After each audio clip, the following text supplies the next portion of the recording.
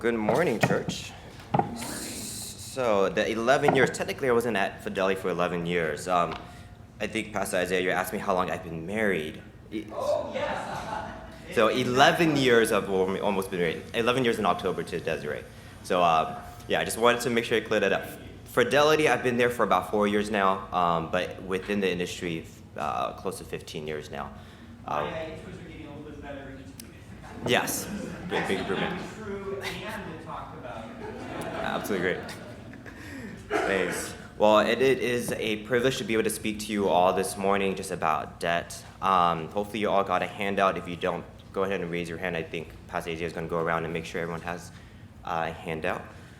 Perfect. So, so for today, even though, yes, I've worked in the industry in terms of financial advising or financial planning for clients for a good part of 14, 15 years now, I can't say I'm necessarily an expert, right? There's so much about this particular topic for us to know about, to learn about. But what I'm excited about the fact that we're going through this particular series on finance is that my hope and goal is that as a church we can talk more openly and honestly about money. I mean, money is such an important aspect of our lives. And so I do hope again that that with this series we might not necessarily answer every single question, but at least hopefully it will bring down some of the barriers when it comes to money, and as a church we can start to have some honest and good conversations about how to be good stewards of what we have. Okay, so wanted to do a quick headline in terms of what we'll be covering today. So I did break down my session or my lesson here into 3 different sections. So section number 1 is our heart behind the money. And section 2 is what does the Bible say about debt? Section 3, so what are some practical real-world examples that we can think through? Now, when you think through my particular outline, you might be thinking, wait, why are we talking about heart? I thought we were supposed to be talking about debt and money. And there's a reason why I do want to start with the heart, but we will get to that in just a second. But again, first part, our heart behind the money. Second part, what does the Bible say about debt? And third, some practical real-world examples that we can apply. Okay, and so before we get started, do want to take a quick look at the 4 truths that Pastor Isaiah brought up 2 weeks ago. And so these are the 4 truths that Neuheisel mentioned in his book, and everything that we talk about ties back into these truths, right, when it comes to finance. So truth number 1, God is the owner and source of all wealth. Number 2, the fall of mankind has made resources scarce and labor hard. Truth number 3, we are managers of God's wealth. Truth 4, your use of wealth reveals your character. Now, last week, Jason, when he talked through the theology of work, he touched on truth number 1 and 2, that God is the owner of everything, he created everything.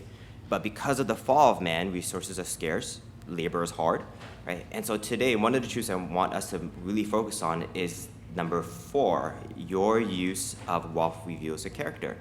So, why I wanted to start with heart, right? Because how we view money and how we use money is a direct reflection of what's going on inside here, all right? And so the first part, so what's heart got to do with it? I'm not going to sing that. I thought about it, but no. Some of you might understand that Tina Turner reference. Anyway, so why do I start with the heart? And the complicated truth about money is that, well, it's complicated, right? And money, again, like I mentioned, is a reflection of us. So you can learn more about a person by how they spend their time and their money compared to what they're actually saying, right? So Neuheisel writes, if you want to know a person's character, you study how that person spends his time and money, and that shows you where the heart is. So essentially what he's saying is how we view money, think about money, our use of money, and how we obtain money reflects what we actually treasure. So let me say that again.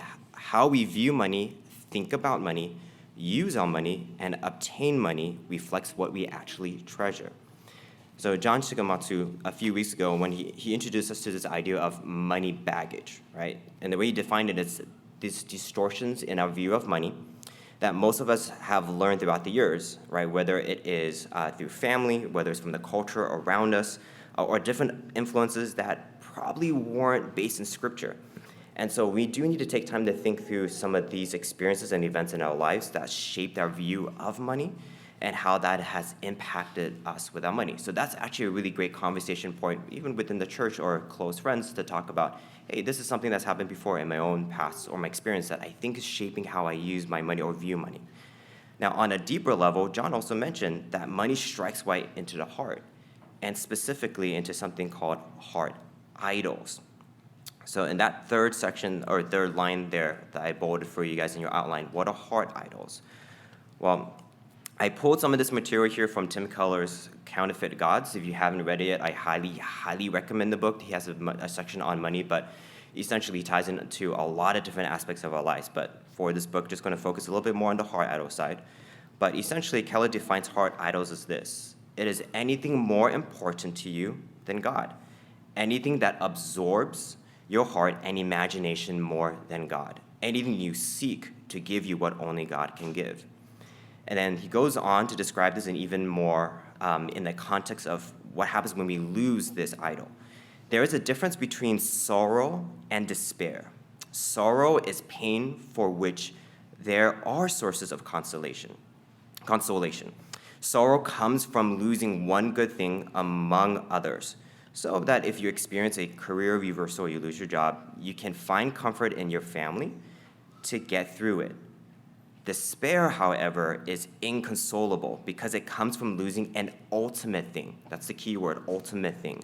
When you lose the ultimate source of your meaning or hope, there are no alternative sources to turn to. It breaks you apart. And so when we build our lives on whatever this ultimate thing is, heart idols, that is essentially idolatry. And now maybe some of you might say, okay, money isn't exactly my ultimate. I am not working endless hours just to make money for money's sake. But money, like many things, really is just what we call a surface idol. And surface idols are things that we use to get what we actually really desire. So whether it's money, using our family, whether it's spouses or kids, maybe even ministry, using these things to in some way manipulate to get what we actually want.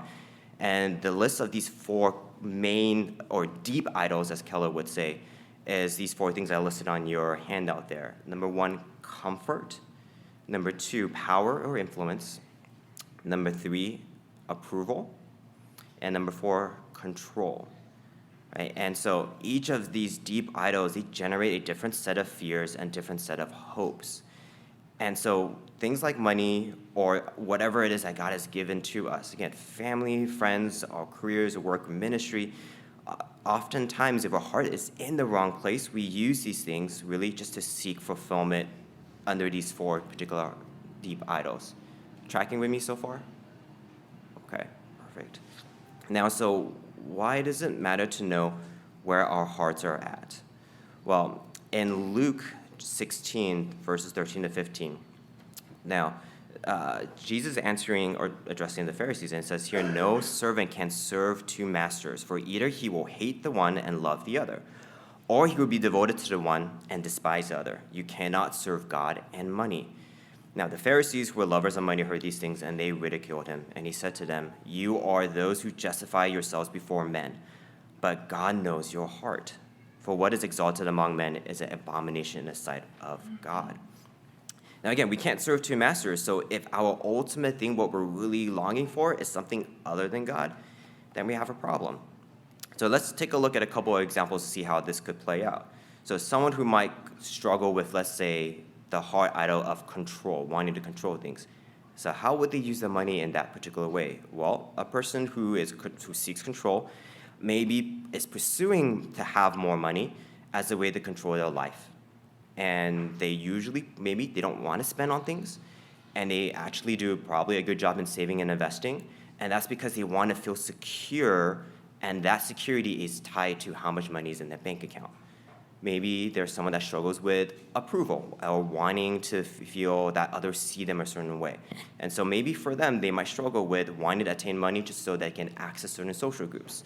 Or that maybe they are overly generous to the point that may be a little bit foolish because they're trying to make more people like them.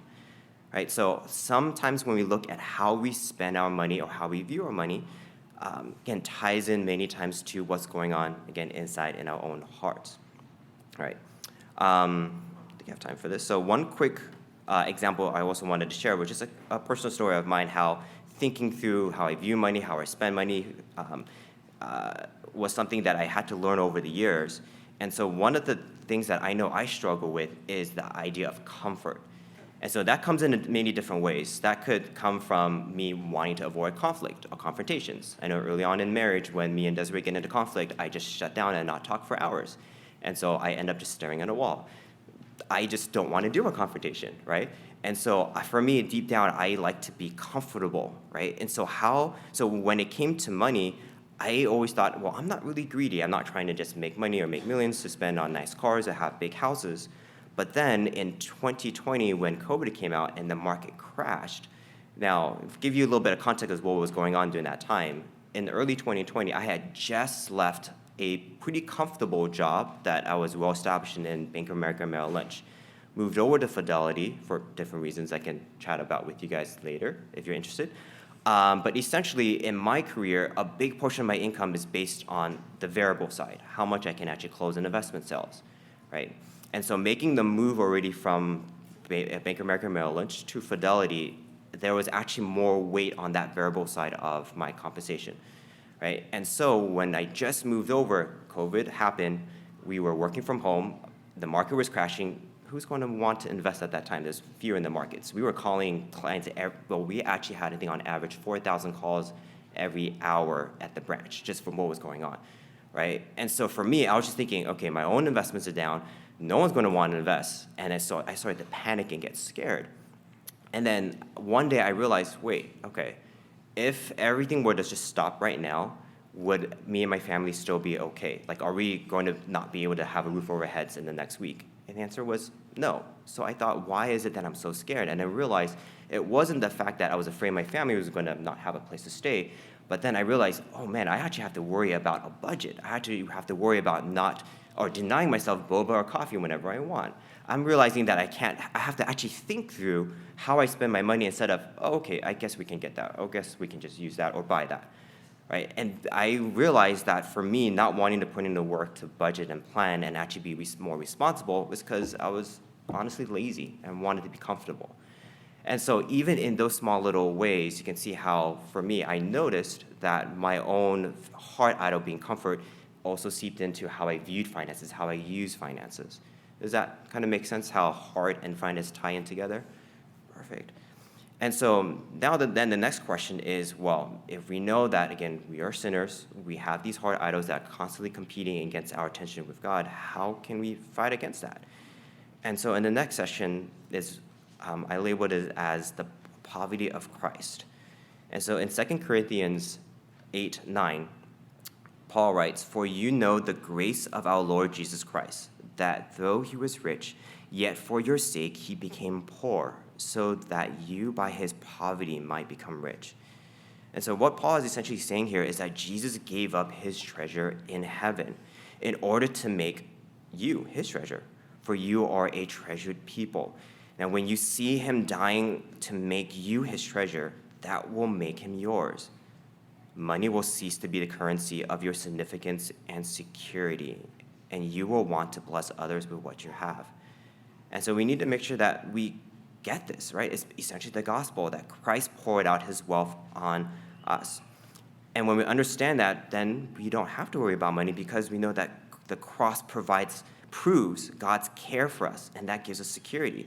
We don't have to be envious of anyone else's money because Jesus' love and the salvation he provided to us at the cross and the status that he gives to us as sons and children of God is more than enough, and no money can buy that for us.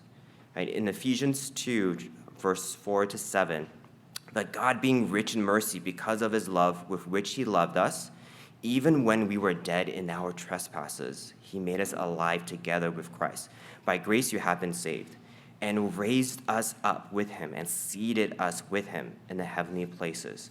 So again, it's not just salvation that Christ provided at the cross, but that we were elevated and raised with him and seated with him in the heavenly places.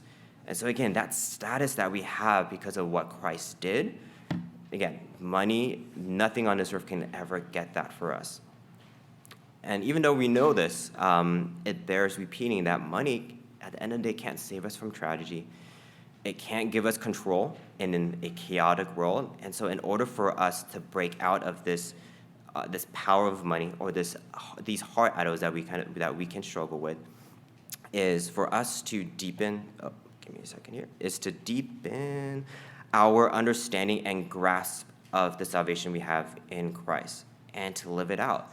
And it is the same gospel that should be restructuring our motivations, our worldview, our identity, and of course, how we view our money.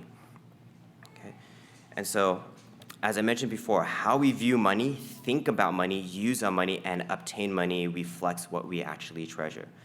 And so I pray that as a church, that as we continue to dive down into money, that we pray and encourage each other in the gospel. And it's the same gospel that reorients our heart back to our true treasure, which is Christ. Right? And so I feel like when we talk about money, that's always going to be the starting point. Again, is when we think about how we're using money or managing money, number one, where is our heart at? Okay? And that, again, completely changes the lens in which we look at money. Okay?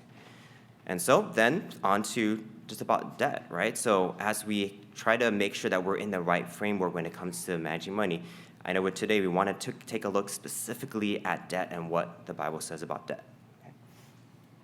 Okay, so before I move on, actually, are there any questions about what we covered about heart? I know I'm going to be talking a lot today, but I promise we'll try to get to a part where we have some Q&A. No? Okay. All right, so about debt. And so in the Bible's central message actually regarding debt is that it should be released or canceled, paid or forgiven. It doesn't always refer to debt as financial, and it overwhelmingly focuses on our response to debt situations. And so again, tying back to the heart, how do we respond, right? Now, I wanted to make sure that we looked at some key passages that do actually talk about some principles here about debt. And so that first one here is we need to pay it back, right? In Exodus 22:14, if anything is borrowed, it should be paid back. If what is borrowed is lost or injured, full restitution must be made.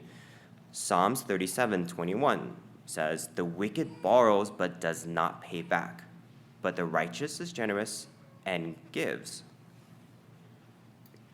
So essentially what it's saying here is that it's a sin to borrow with the intent of not paying back, right?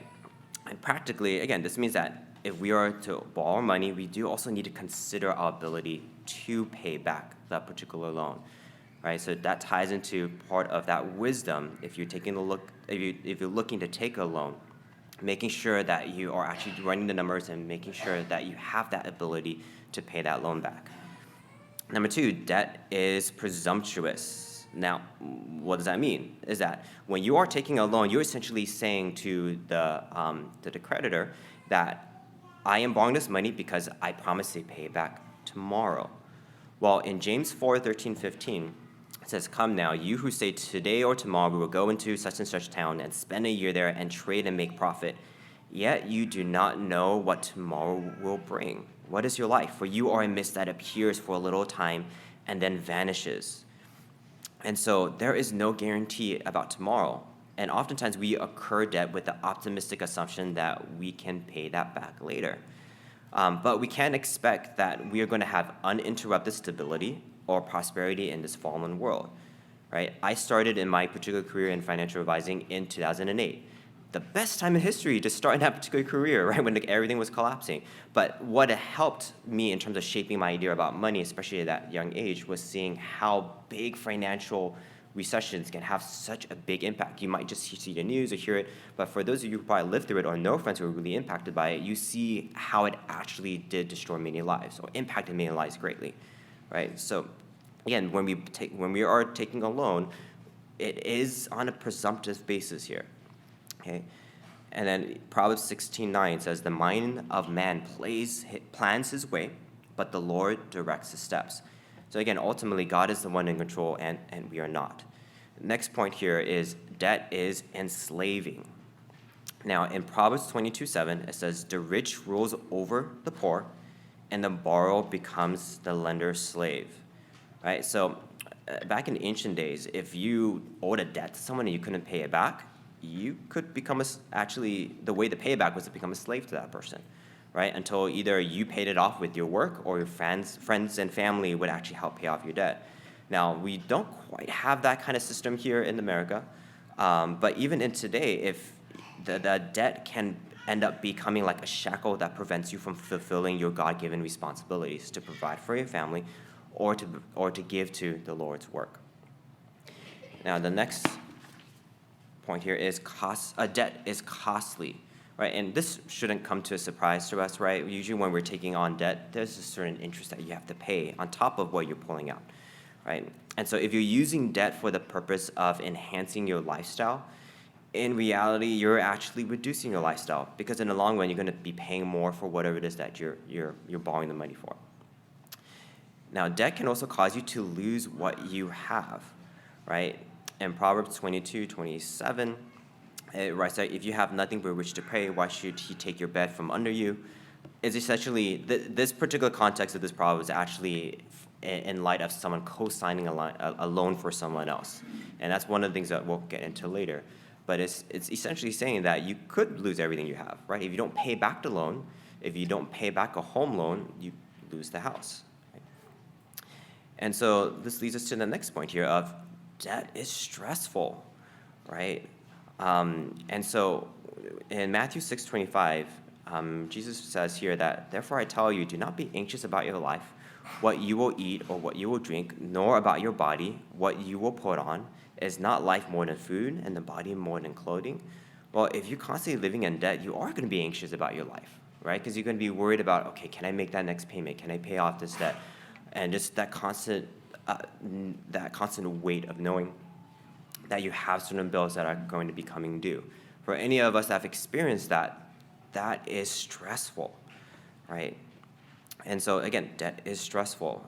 And so this last point here, I know we've been focusing on a lot of negative side about debt, but looking at something about, okay, what would happen if we do have our finances in order here, is that in the Bible, it does seem to say that lending out money or being generous, of course, is one way to be able to bless others.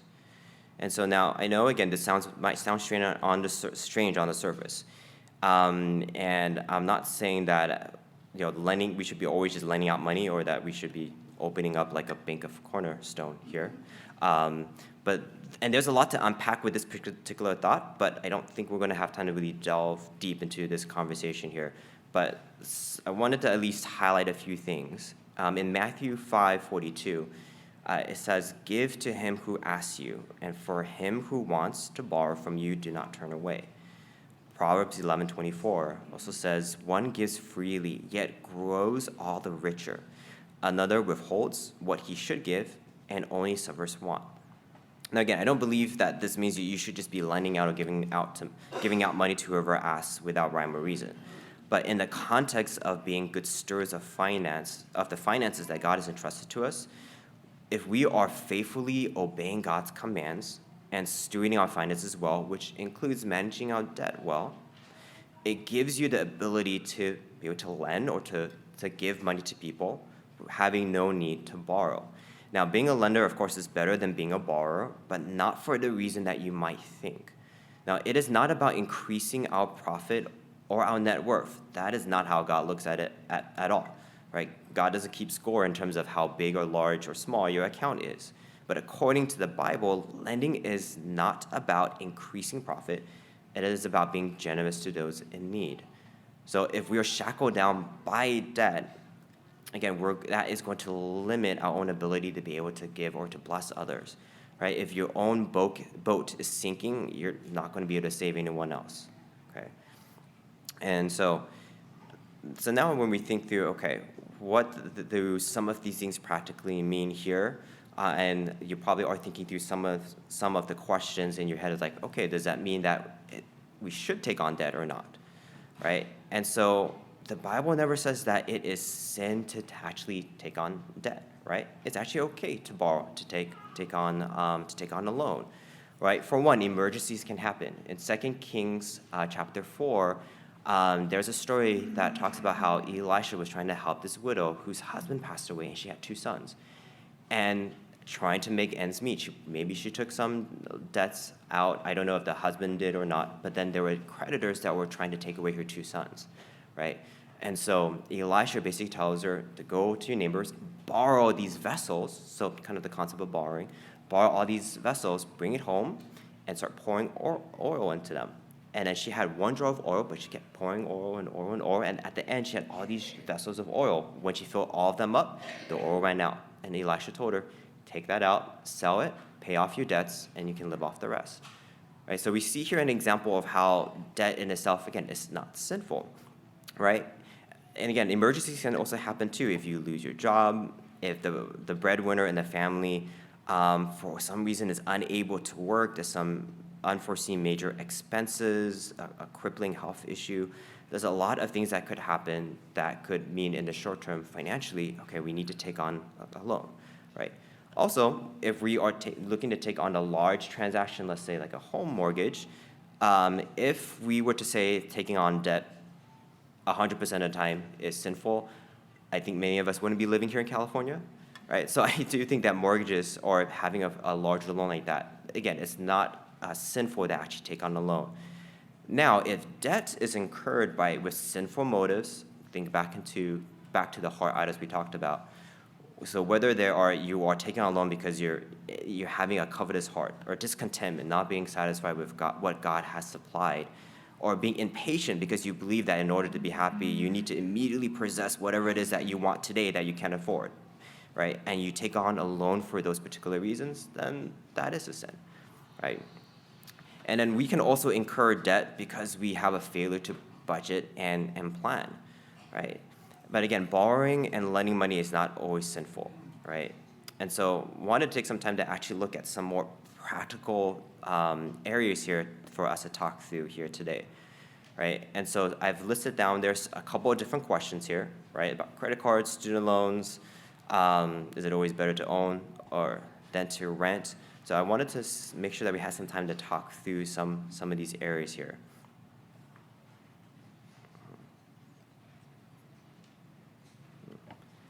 Do you think we have some time here? Do you think we can get a mic set up just for like questions in case? Okay, perfect.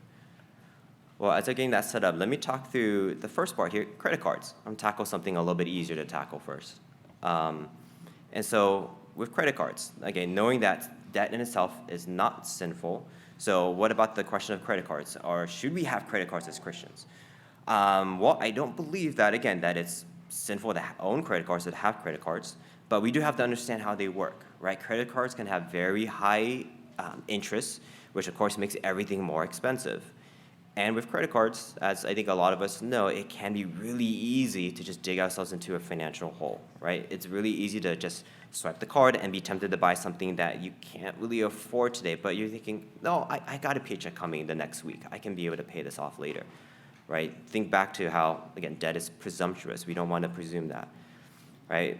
And so some practical things to consider when it comes to credit cards is you want to one of the things that Neuheiser mentions in his book is, instead of using a credit card to pay for things, maybe consider paying cash and seeing if you have a discount or if you could get a discount for paying in cash. He also mentions that you want to make sure that you are disciplined in how you spend and you only spend what is allowed in your budget, right? So if you have $200 budgeted for groceries that month, and you want to use your credit card for that, make sure you're sticking to that particular budget. One thing is treating your credit card like a debit card, right? Make sure that you actually have cash in the bank for whatever purchases that you have, right? Making sure that you're clearly reviewing your statements and transactions every month and that they fall within your budget.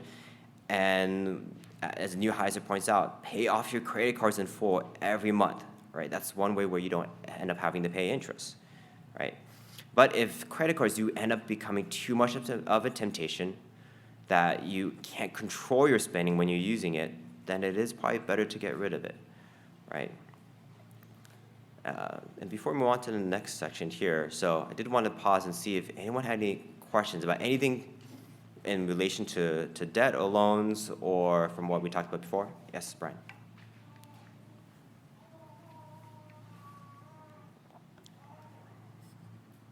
So, in terms of credit cards, there's a very wise way to use it. You want to use it like the amount of cash you have is the amount of the amount you're spending on your card.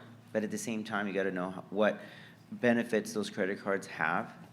Like for instance, for me, I treat it like cash, and I only buy things I could afford. But then every month or two, I get cash back about $70 to $50, sometimes $90. So in the end, I'm actually saving money using a credit card because I'm using their benefits against them rather than their interest against me. The same goes with points for flights and things like that. If you like to fly, then you would get a credit card that would fund that for you, and then you just spend wisely within your budget.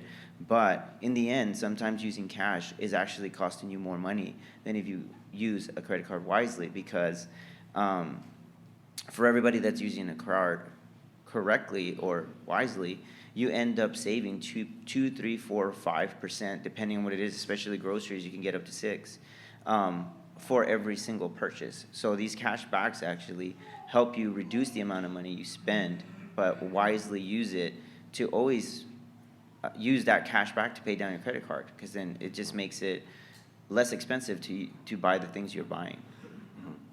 Yeah, no, absolutely. Credit card points, they're great. I worked at pretty much before Fidelity. I was in banking, 11 years. So no, I definitely agree. Like, if you're able to again, the key part of it is being disciplined in your plan, right? And not overspending, not using the credit card as some kind of, key to unlock your happiness today or something like that. But within the budget plan and you're paying off the credit cards every single month, then absolutely take advantage of those points, right? But then if we think back about, again, ultimately as being good stewards is making sure that we don't fall into temptation with or understanding, again, starting with the heart, right? Like, why am I using the credit card, or why am I spending for certain things, even if I can't afford it? But I think it's better to say I'm going to give up those points and get rid of credit cards if I'm struggling with using credit cards for the wrong reasons, right? Oh. One more comment is having cash on hand even when you can buy something. For instance, I had a small inheritance when my dad died, and I had cash on hand to buy a car, and I could have bought that car cash down. But rather than do that, what I did was I put it in a money market or something that bears interest more than the interest that the loan was. So in the end, I actually made more money holding the money and borrowing than actually paying it down up front. But in the end, it's the concept of money now compared to money later. Because if you take that loan, especially for like a car or something big, and something happens in which you do need cash, like for instance, a credit card is going to be like 30% interest, 20% interest, but that car loan is going to be 3, 4, 5% interest, right? So cash on hand now, and something happens with an emergency, that money that you have on hand is actually going to cost you less to cover that emergency than a credit card, because it'll be 30% while you're still only paying a 2 or 3% on that car loan. But this would be what, 2, 3 years ago in terms of percentage rates. But still, the concept is those loans are smaller in interest than it would be higher in interest on those credit cards. So it's good to understand how much you're paying for the things in front of you and how much cash you need on hand for any emergencies, and that would be a wiser way to take a loan. Mm-hmm. Yeah, and a lot of those kind of situations here, because again, the Bible's not going to say, okay, you should take this credit card or not, or pay off this or not, or hold this. That's where I think a lot of wisdom's going to come in, and I think that's going to be per case or just kind of like a per person situation. And first, again, looking at how you manage your money as a whole, how you view money, right? And so. And then that's kind of why I started off this particular discussion with saying my hope at the end of the day is, again, I'm not a perfect, I don't know, I'm not a pro necessarily when it comes to debt and money management, but I'm hoping that with this, it encourages these kind of discussions, right, amongst ourselves, that we can talk through this, like, hey, I'm thinking through this particular financial transaction, and this is what I think. Does that make sense? Is this, thinking through my own heart, thinking through how am I using money, is this actually the wise thing for me and my family? Yes, you go. One thing I've learned over the years is that credit cards promote impulse buying because you have the money So one of the things I try to do is hold off on big purchases so I can think about things, and even if I decide to use a credit card, at least I've had a chance to reflect and see how that fits into the overall picture of my life, and also whether my heart is right in pursuing that. Yeah, no, awesome. I think that's a great principle before any kind of major purchase. Well, one thing, yes, Pastor. Yeah, I was just thinking one fun thing with money, and it's so neat that you started with the heart, is just what a revealer of the heart it is. Like, it's really, even in all these conversations, to talk practical, specific, but also to come back and ask, like, what is money revealing about what's going on in my heart? Because we can make the right decision practically for the wrong reason, motivated by the wrong heart idol. And even just for me, thinking about how much easier sometimes it is to think about the specifics of money than it is to think big thoughts about God. And so I have to watch out, I know, even in my own heart, when I'm going on a walk or, driving somewhere, that it's easy to meditate on money. It's easy to meditate on, okay, if I do this, if I do that, and even some of these credit card things and stuff, it's like, wow, I could, spend hours on the pointguy.com or whatever. And so just to try to be wise and have good discussions with also worshiping, not thinking about money as an escape from thinking about the incarnation or thinking about the resurrected state or something like that. Yeah. It's good. It's so good to be able to have real discussions in church with other believers who can be a mirror. The trouble with talking about money with others, though, is that you might be uncomfortable. Like, other people might actually have different opinions than you, and it might mean that you have to reevaluate your own opinions, which is sometimes something we'd prefer not to do. Yeah, absolutely. I think there was a question in the back there. But yeah, that would be me. I don't want confrontation, so it's like, oh, okay, I won't bring it up. But no, we definitely need to talk about money and how we view it, because it's so important aspect of our lives. Yes, I know there's a question in the back. Yes, my question was in regards to, you had mentioned earlier that there was a gray area that actually resulted in being an idol, which I think was a slothfulness or a lazy approach to budgeting. And I was just wondering if there is any particular book or resource that treats the subject in a spiritual sense, and maybe a book that you walked away reading saying that made much of Christ, and also maybe perhaps identified an area that might otherwise be called a gray area and maybe called it out as sin or something that we can be watchful about, and that might lead us to repentance in a particular area. Yeah, spiritual resources in regards to finances. Oh, so just like finances as a whole? Right.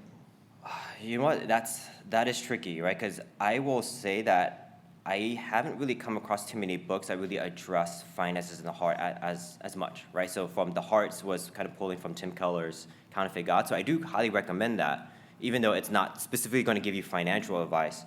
I think it does a good job describing what's going on in your heart first, right? I think that's the starting point. Neuheiser's book here, Money, Debt, and Finances, is a very practical guide. So he goes through a lot of questions. So he doesn't touch on the heart as much. He'll pull through like, okay, what does the Bible say about certain things? Then practically, okay, how does this kind of work? I've heard some things about Dave Ramsey. Personally, I haven't read any of his books. So I can't say if I know how far he goes into in terms of, tying in the heart and some of the things there, and then practical wisdom. So for me, I don't know too many resources, unfortunately. So I had to learn a lot of stuff just throughout the years, reading different things and kind of pulling things together. But I don't know if, Pastor Joshua, you have an idea of any? I know you're more well-read than I am by far. No. Okay. Oh, that's right. Randy Alcorn does have treasure principles. Haven't read that in a while, so I got to refresh myself on that. But I know he also has a little book that goes through finances and even the whole thought of treasuring Christ. That's a big thing that he talks about within that particular book too. Yeah. But we can. I'm more than happy to talk with you a little bit after and just like the brainstorm or just whatever other questions you might have. I've heard Randy Alcorn's name in different settings, so he might have some good theology like Yeah. that. Okay, thank you. Yeah, of course. All right. Any other questions? If not, I'm going to try to go through some of these particular sections here, or anything related to debt or specific loans you guys had questions about? Okay. Well, one thing I wanted to cover here was I know we got a couple of families here with kids going off to college or already in college, and something I definitely have to think about for my kiddos. But yeah, student loans. And so I'll share some of the things that Neuheisen mentions in his book about student loans that I think are actually really good or practical. And so the question of like, should we take out student loans? He says, it can be a wise thing to do if it will pay for itself. So what he means there is that there are certain degrees and certifications that do lead to higher earnings, that it could make the cost worthwhile and the debt payments manageable. Right? So for example, if like someone wants to go back to school to develop a particular skill and it's going to cost $20,000, let's say, to go through a particular program, but it's going to increase his income or salary by, let's say, double because he's able to work or do a different type of job that pays more, then yeah, it could definitely make sense to do that, right? At the same time, I know, so this is just me personally, I would find it still difficult if one of my kids one day says that, Dad, I want to be, I don't know, a dancer. Is there any dancers here? Again, I'm just in a random example. I would say that it would be harder for me to say, okay, so you're a really great dancer. You can go to Juilliard, right? And then pay. I'm guessing the tuition is super expensive, and let's say she doesn't make it. Then, again, it would be hard to say, oh, don't let your kids follow your dreams, right? That's the whole American dream. You work hard so your kids can follow their dreams, even if it means bankrupting you. So that would probably not be the wisest use of money, but I will say that I would wrestle with that, right? Telling my kids no for something that maybe they're really passionate about or love. But in those cases, again, it's just having those discussions, right? Even within the church, like, okay, if this situation were to come up, how should we think through it, right? He also mentions that, again, don't assume that every degree is going to pay for themselves, right? We do have to consider financial realities, right, in the world that we're living in here. And we can't assume that everyone who starts college is actually going to finish college, right? And so what are some ways or options to help minimize or avoid student debt? That's a big thing that's being talked about right now, just the amount of student debt in this country. So number one, save and invest for college education. So things like a 529 account. I believe Scott is going to be teaching in next week, I believe, right? So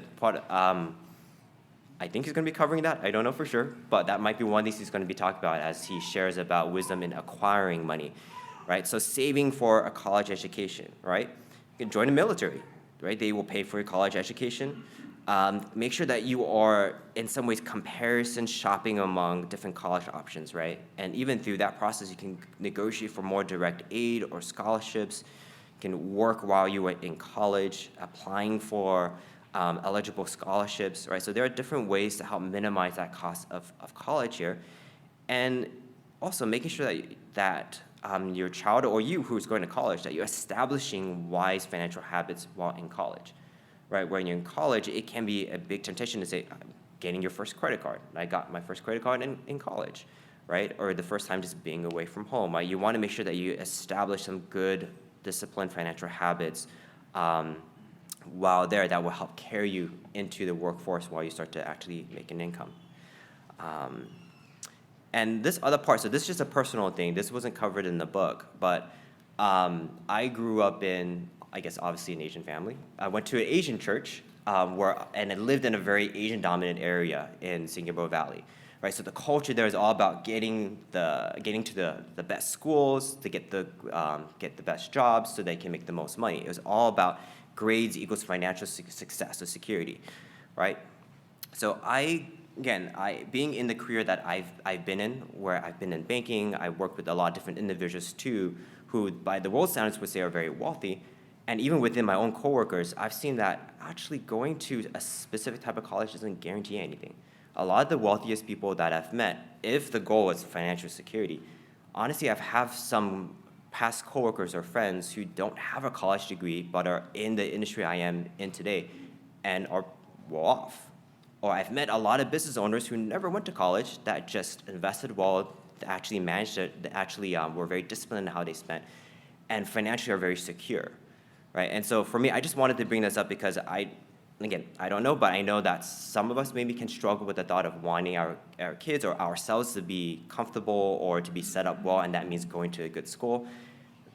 Again, that's not a guarantee. And from my experience, that's not really the case. The more important thing really, again, is where do you find your security and where do you find your value in? Well, ultimately, again, it's going to be in Christ. But something I just wanted to bring up because that, again, just from my own personal experience and I wanted to make sure that I share that, again, good colleges don't always equal financial security. And at the end of the day, that's not our aim here as Christians, right? Wanted to cover some mortgages here, unless anyone has any questions about student debt. No? Yes, Brian. I should just have a mic like right in front of you for this whole time.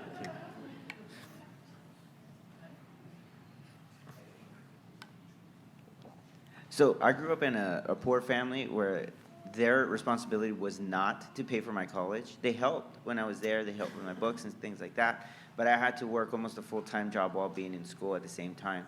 So that's just not a lot of sleeping, but a lot of working. And then, so growing up that way, I didn't ever feel like it was my responsibility to pay for my child's education either, because it's post-education. It's on them, not me, because they can also make the decision not to go. They can make the decision to be entrepreneurs. They can make a decision to do whatever they want at that point, because it's their adults, it's their decision. But in the same time, because we're single income, and at the beginning when we became single income, we didn't have the ability to save for their college. So in terms of student debt, there is a way to do it, because if you get a subsidized loan from the government, right, it's going to be paid off while you're in school. So if you didn't have the opportunity to save and you do want to help, you can take those loans while they're in school and accumulate while they're still going to school, so that by the time they're done, you've had the opportunity, now that you have a higher income at that point, to help them out if you would like to.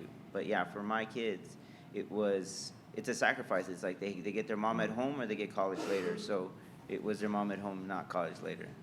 Yeah. Watch it. Cool. I was thinking with student loans that, and maybe this applies to a lot of different ways that we think about debt, but a lot of times we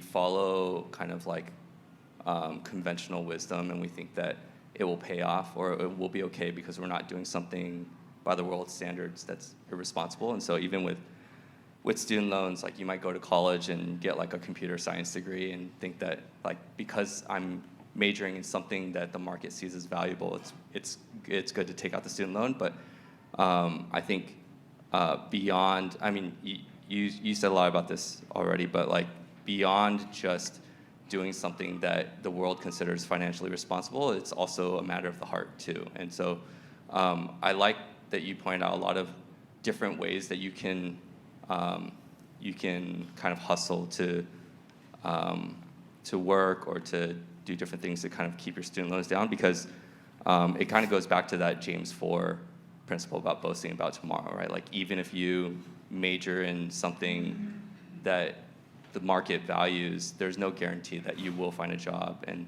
kind of like in my experience, like I graduated with a math degree in 2009 and had no jobs.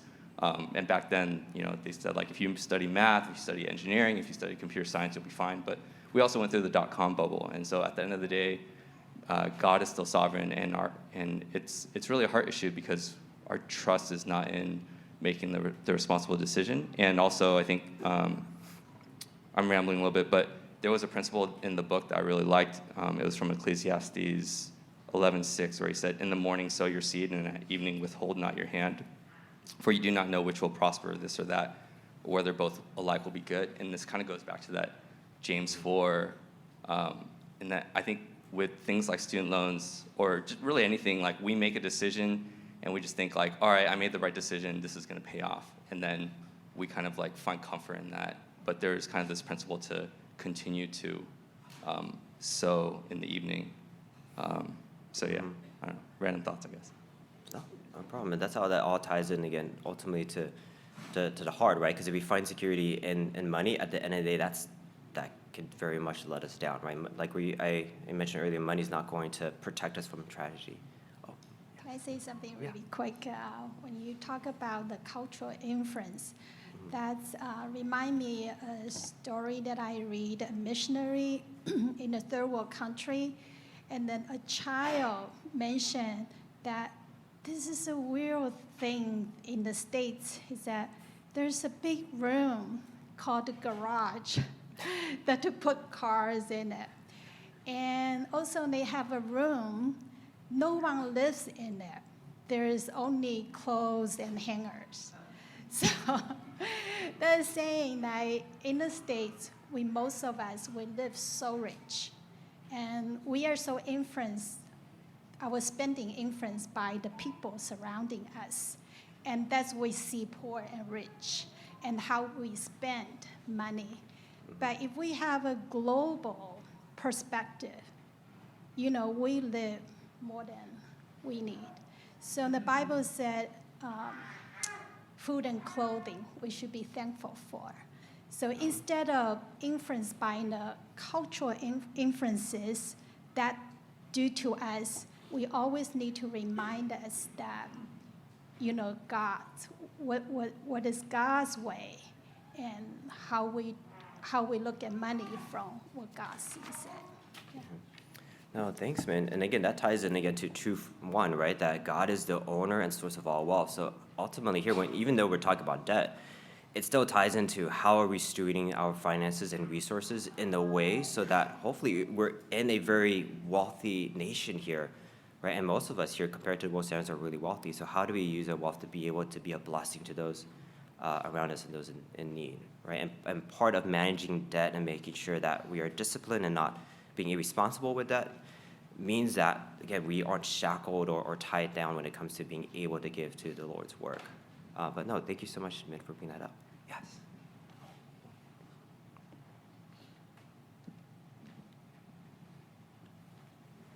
So I just recently finished Dave Ramsey's personal finance class, and one of the things that he said was like the principles for being responsible with your money was paying cash for college.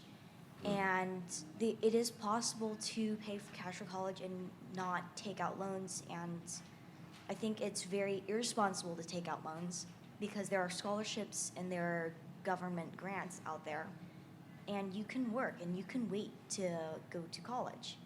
So I just don't believe in taking out student loans because just because your field might have an average net worth or like yearly earnings, it doesn't really mean that that's going to be like what's going to happen because you can't plan for the future. You can't know that you're going to get a certain job that'll pay $50K a year.